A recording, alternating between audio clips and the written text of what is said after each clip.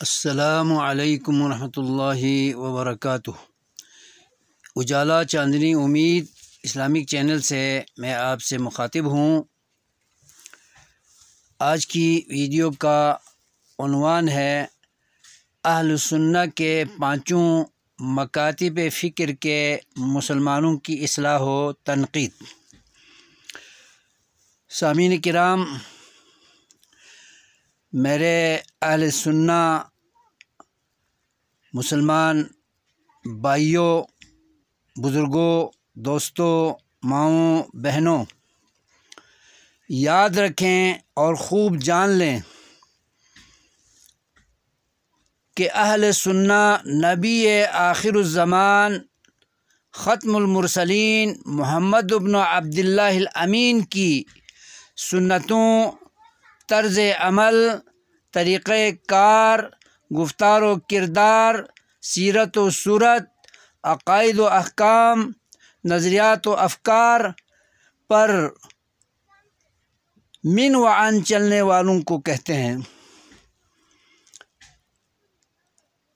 اہل سنہ کا اولین طبقہ صحابہ، تابعین اور تبع تابعین تھے، جو نبی پاک صلی اللہ علیہ وسلم کے عین نقش قدم پر چلنے والے تھے۔ وہ فرائض، واجبات، مستحبات کی فقہی اصطلاحات سے بالاتر ہو کر تمام اوامر و احکام پر یکساں عمل کرنے والے تھے۔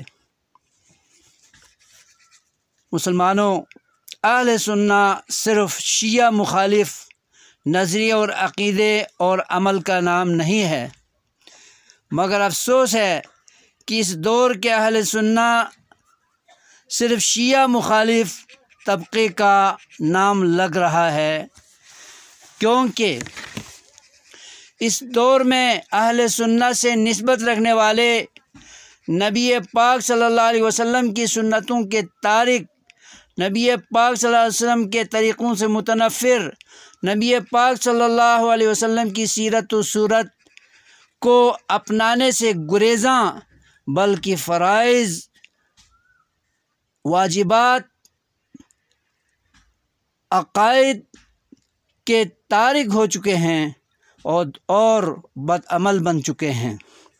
اس لیے مسلمانوں، اہل سنہ کے پاکیزہ لقب کو داغدار نہ کریں، اہل سنہ کی نسبت کے احترام کو خراش تراش نہ لگائیں، اور اپنے کرتوتوں پر غور کریں اور صحیح اہل سنہ ہونے کا ثبوت دیں۔